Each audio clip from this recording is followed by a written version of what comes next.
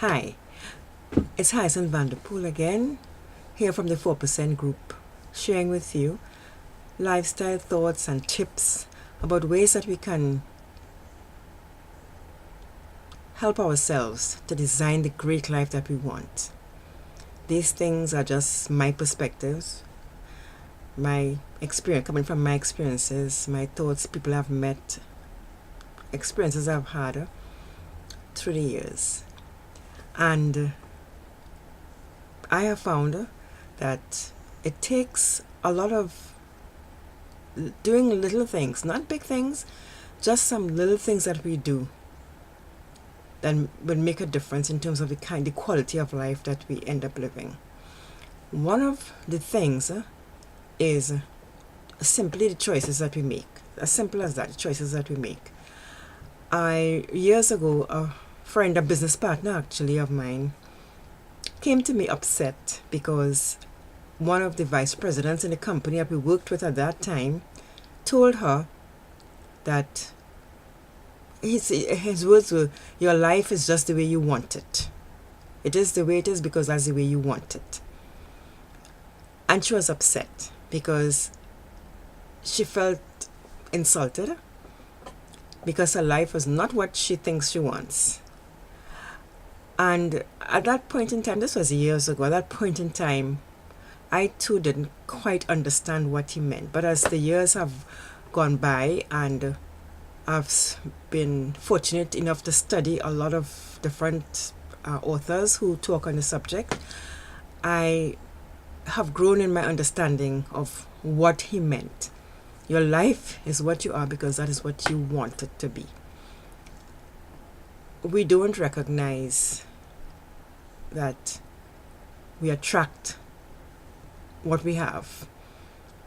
It goes back to the law of attraction. I'm not going to get into the law of attraction and all that because there are people a lot more knowledgeable than I am that you can read up and so talking about the law of attraction, but I'm recognizing it as a reality.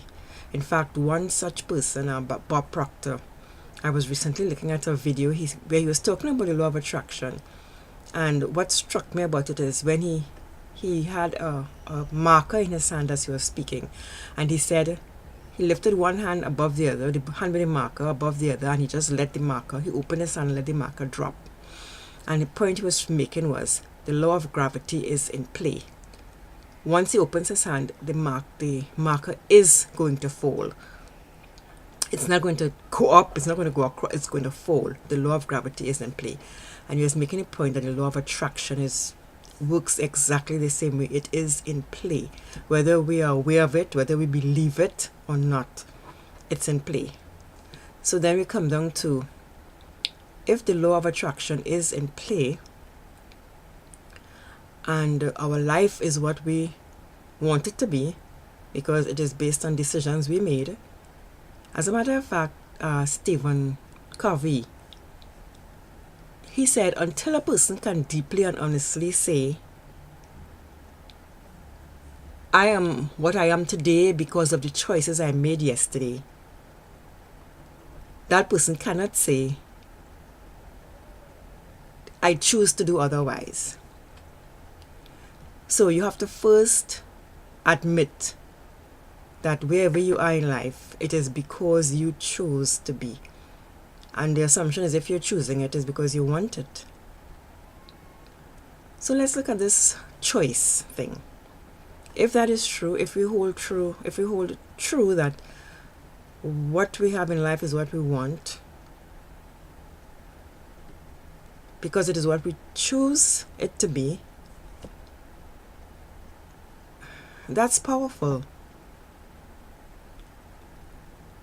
That's powerful because for me, I look at my life and I think, okay, everything is not in place the way I would like it to be. You're telling me that this is what I want. So it gets into us maybe not knowing what we really want. We haven't made a decision as to what we really want, so we don't know what to tell ourselves we really want. But in the process, and it's like the whole idea of weeds taking the place of weeds growing up where flowers aren't planted. I'm sure you've heard about that analogy where if you have an empty plot of land and you just leave it there, it's not going to just stay empty. It is going to, weeds are going to grow up in it. It's going to just grow a lot of wild bush. Whereas if you planted something in it, then you'll have something cultivated. You'll have a garden, whether it's flowers, fruits, whatever. Same thing with the mind. If we don't take the time and make the effort to carefully place what we want in there in terms of what we're choosing, then the weeds will grow. And the weeds end up looking like the life that we have that we don't really want.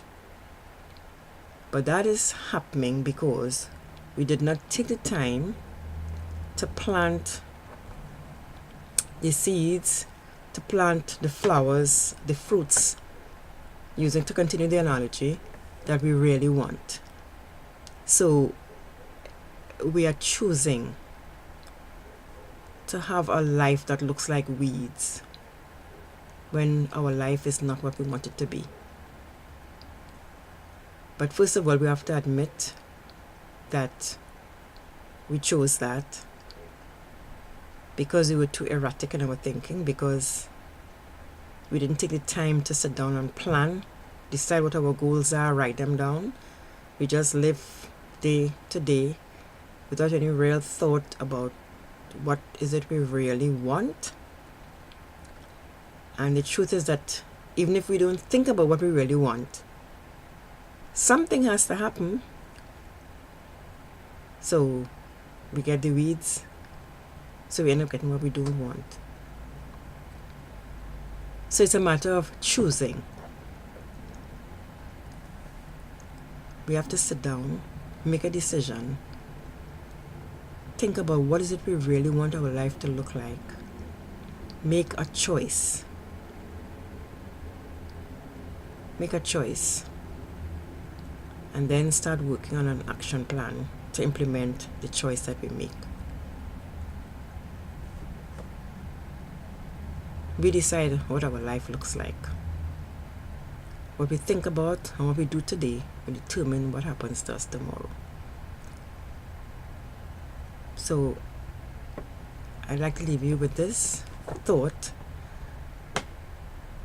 or a reminder of what Stephen Covey said, and let me see if I can find that quotation so I can say it to you properly. Until a person can deeply and honestly say,